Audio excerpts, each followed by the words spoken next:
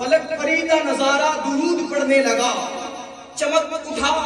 کہ ستارہ درود پڑھنے لگا، رکھا جو آپ نے ترتیب نو میں دھڑکن کو، یا رسول اللہ رکھا جو آپ نے ترتیب نو میں دھڑکن کو، ملا جو دل کو اشارہ درود پڑھنے لگا، ملا جو دل کو اشارہ درود پڑھنے لگا، صحیفہ پڑھتے ہوئے آپ یاد آ گئے تھے، صحیفہ پڑھتے ہوئے آپ یاد آ گئے تھے، رکا جو میں تو سپارہ درود پڑھنے لگا، رکا جو میں تو سپارہ درود پڑھنے لگا۔ پڑھ لیجئے الصلاۃ والسلام علیک یا رسول اللہ وعلی آلک واصحابک یا سیدی یا حبیب اللہ، الصلاۃ والسلام علیک یا رسول اللہ وعلی آلک واصحابک یا سیدی یا حبیب اللہ۔ مدینہ و نجف و کربلا سے آتا ہے،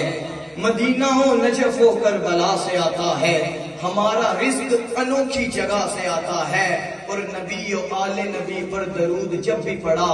جواب اس کا در مصطفیٰ سے آتا ہے، جواب اس کا در مصطفیٰ سے آتا ہے۔ تصور کیجئے گنبد حضرا کا ہر شخص پڑھے الصلاۃ والسلام علیک یا رسول اللہ وعلی آلک واصحابک یا سیدی یا حبیب اللہ، الصلاۃ والسلام علیک یا سیدی یا رسول اللہ وعلی آلک واصحابک یا سیدی یا حبیب اللہ۔ اور دوستو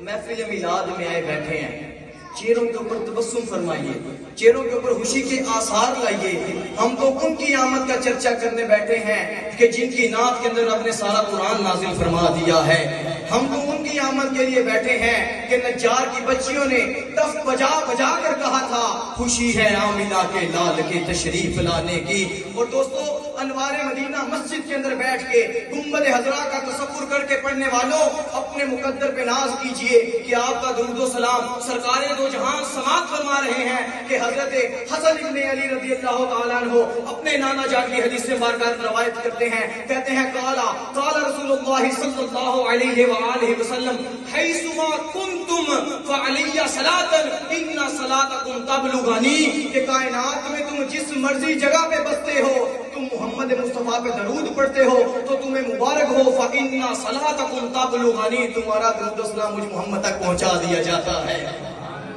اور جو چاہتا ہے کہ ہمارا درود و سلام اس بارگاہ میں پہنچے، تصور کرے گنبد حضرا کا پڑھے الصلاۃ والسلام علیک یا رسول اللہ وعلی آلک واصحابک یا سیدی یا سامعین محترم، حضرت حسان پاکستان اعظم چشتی رحمت اللہ تعالی علیہ میلاد کے اوپر کلام لکھتے ہیں۔ پہلا مصرع سنیے، دوسرا مصرع سنیے، میلاد کو سماعت کیجئے کہ میلاد کیا ہے، میلاد کس کو منانا چاہیے، کیوں منانا چاہیے۔ مصرع لیجئے، توجہ کا طلبگار ہوں۔ لکھتے ہیں اعظم چشتی کرم بن کر، عطا بن کر، وفا بن کر، سخا بن کر، پھر مصرع سماعت کیجئے، کرم بن کر، عطا بن کر، وفا بن کر، سخا بن کر، کرم بن کر، عطا بن کر، وفا بن کر، سخا بن کر، خدا کا نور اترا آسماں سے مصطفیٰ بن کر۔ مصرع سماعت کیجئے، کرم بن کر، عطا بن کر، وفا بن کر، سخا بن کر، خدا کا نور اترا آسماں سے مصطفیٰ بن کر، اسے دیر و حرم سے کیا غرض، جنت سے کیا مطلب، اسے دیر و حرم سے کیا غرض، جنت سے کیا مطلب، جو تیرے در پہ بیٹھا ہو گدائے بے نوا بن کر، جو تیرے در پہ بیٹھا ہو گدائے بے نوا بن کر، تیرے جلووں کے قرباں دیدہ و دل کر دیے روشن، تیرے جلووں کے قرباں دیدہ و دل کر دیے روشن، کبھی بدر الدجا بن کر، کبھی شمس الضحیٰ بن کر، تیرے جلووں کے قرباں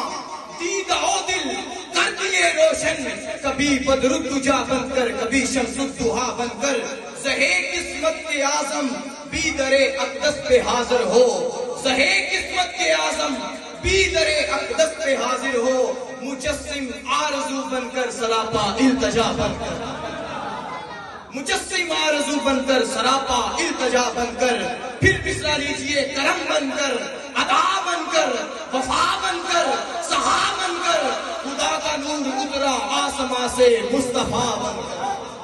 خدا کا نور اترا آسماں سے مصطفیٰ بن کر، خدا کا نور اترا آسماں سے مصطفیٰ بن کر۔ اور آقا یا رسول اللہ زمزموں کوثروں تسنیم نہیں لکھ سکتا، زمزموں کوثروں تسنیم نہیں لکھ سکتا،